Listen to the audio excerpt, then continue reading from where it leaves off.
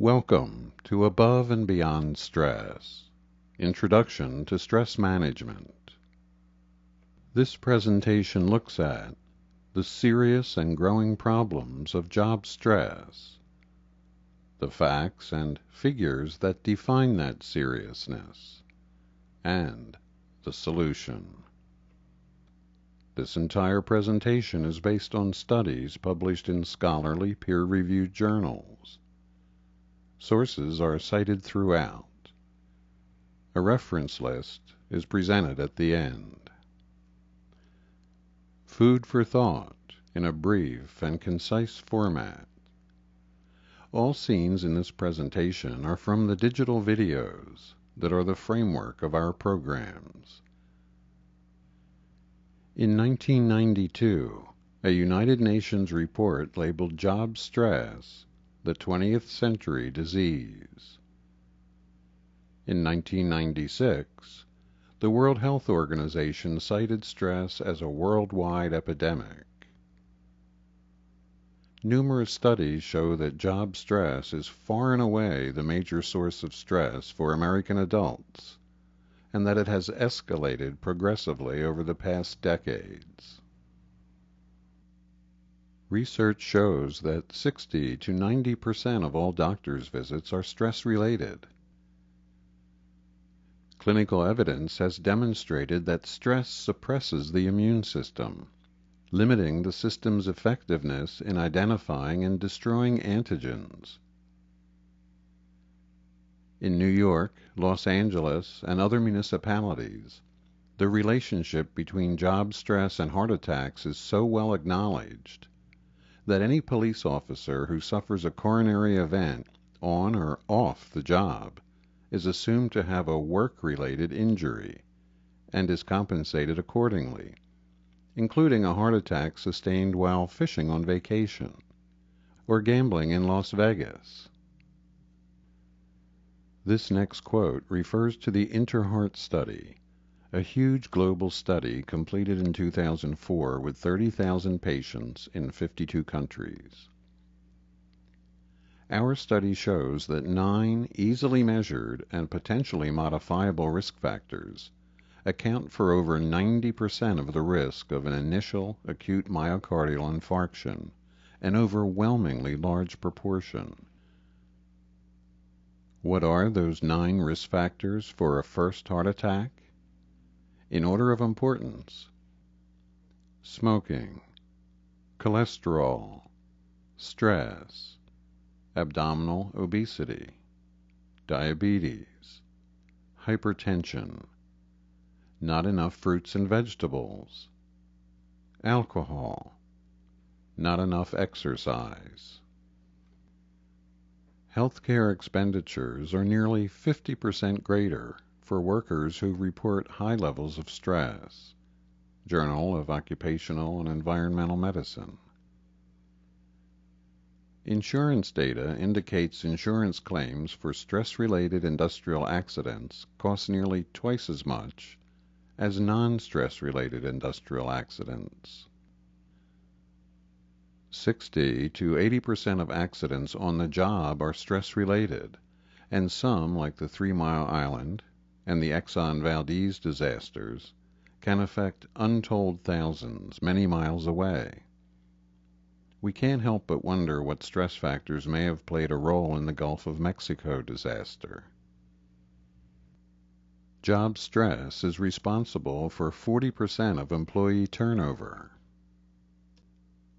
In America, job stress results in 1 million absent workers every day. Xerox estimated that it cost them between $1 and $1.5 million to replace a top executive, and that was 2 decades ago. Job stress is very costly, with an annual price tag for U.S. businesses of over $300 billion annually, NIOSH 2001, due to increased absenteeism, employee turnover, diminished productivity, medical, legal, and insurance expenses, and workers' compensation payments. Put into perspective, that's 10 times the cost of all strikes combined. Even on a normal day, as our stress level goes up, we experience reduced creativity, enthusiasm, motivation, productivity, and fellowship. Stress impairs judgment. It causes a downshift in brain function to simplistic thought processes, even for critical decision making. Stress dumbs you down. A recent poll of 70,000 people named job stress as the highest ranking principal stressor in America. As your stress goes up, so do all of your stress-related symptoms, feelings, and coping behaviors. Stress increases all types of pain and intensifies the severity of most illnesses. Rust out is a condition of low motivation and depression caused by the lack of stress. Eustress is good stress. It helps you to rise to the occasion. It keeps you on top of your game. It helps you feel engaged and satisfied. Distress is bad stress. It bleeds away your joy and happiness and saps your strength, leading to burnout. Starting at 0, at the bottom of the yellow zone. As effort increases, performance increases, moving you up the performance curve, until you go over the hump. Then, the more effort you exert, the lower your performance, causing more mistakes, more bad judgment, and more accidents.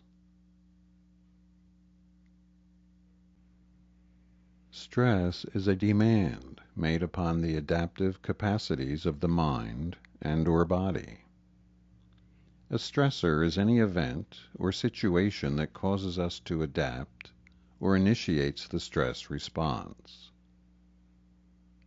When eustress, good stress, becomes distress, it triggers a life-saving mechanism, commonly known as the fight-or-flight response. It suppresses some systems and puts others into overdrive. During fight or flight, all systems that are not absolutely required to sustain life during the next 20 minutes or so are suppressed. The immune system is one of these, as are the digestive system, sexual functioning, and higher-level thinking. On overdrive are survival instincts, reflexes, muscle power, and a need to escape. The health risks of stress. In the short term, we have the minor illnesses, abuses, and inappropriate coping behaviors. In the long term, it's the life-threatening diseases. Yet it's not the fact that we get stressed that's the problem. It's our inability to shut down fight or flight when it's not needed, leaving you stressed out day after day with a partially suppressed immune system. The problem is, almost everything causes stress, and almost nothing eliminates it. Because fight or flight is a life-saving mechanism, you can't just squash it down. Stress, anxiety, fight or flight, whatever you choose to call it, it won't just go away. What are those few things that can eliminate stress?